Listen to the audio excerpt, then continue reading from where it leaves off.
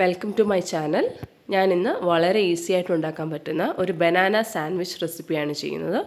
വളരെ കുറഞ്ഞ ഇൻഗ്രീഡിയൻസിൽ ചെയ്യാൻ പറ്റുന്ന ഒരു റെസിപ്പിയാണിത്. അതിനുവേണ്ടി ഞാനിവിടെ 2 റോബസ്റ്റ പഴമാണ് എടുത്തിരിക്കുന്നത്. നിങ്ങളുടെ കയ്യിൽ റോബസ്റ്റ പഴം ഇല്ല, ചെറുപഴമാണ് ഉള്ളതെങ്കിൽ അത് വെച്ചും ഈ റെസിപ്പി ചെയ്യാവുന്നതാണ്.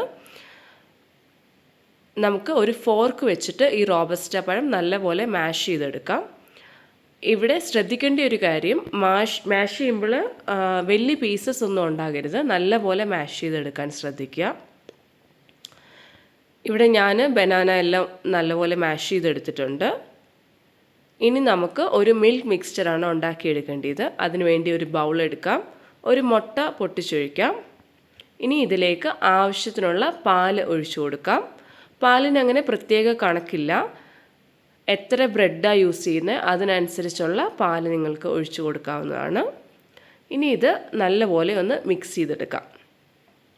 ഞാൻ മുന്നേ ഉണ്ടാക്കി വെച്ചിരിക്കുന്ന ബനാന മാഷിന് ഒരു ഫ്ലേവർ കിട്ടാൻ വേണ്ടി അതിലേക്ക് കുറച്ച് സിനമൺ പൗഡർ ഞാൻ ആഡ് ചെയ്ത് കൊടുക്കുന്നുണ്ട്. പട്ടയുടെ പൊടിയാണ് ഇത്, നിർബന്ധമില്ല, കയ്യിലുള്ളവർ മാത്രം ഉപയോഗിച്ചാൽ മതി. ഇനി ഇത് നമുക്ക് ഒരു ബ്രെഡിലേക്ക് നല്ലപോലെ സ്പ്രെഡ് ചെയ്ത് കൊടുക്കാം.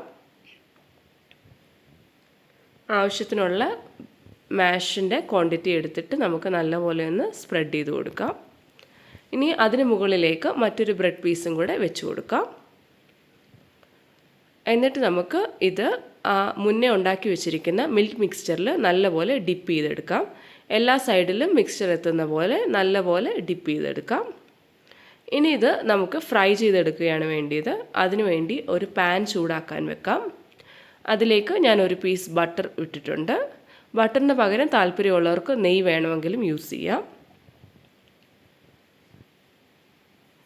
ഇനി ഇതിലേക്ക് നമ്മൾ മുന്നേ റെഡിയാക്കി വെച്ചിരിക്കുന്ന ബ്രെഡ് ഇട്ട് കൊടുക്കാം. ഇനി നമ്മൾ ഫ്രഞ്ച് ടോസ്റ്റൊക്കെ ഫ്രൈ ചെയ്തെടുക്കുന്നത് പോലെ ഇത് 2 സൈഡും നല്ല ക്രിസ്പി ആവുന്നിടം വരെ ഫ്രൈ ചെയ്തെടുക്കാം.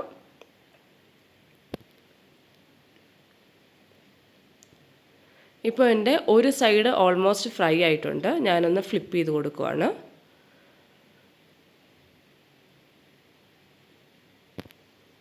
ഇതുപോലെ 2 സൈഡും നല്ലപോലെ ഫ്രൈ ചെയ്തെടുക്കുക. ഫ്ലെയിം എപ്പോഴും ലോ ഫ്ലെയിമിൽ വെക്കുക.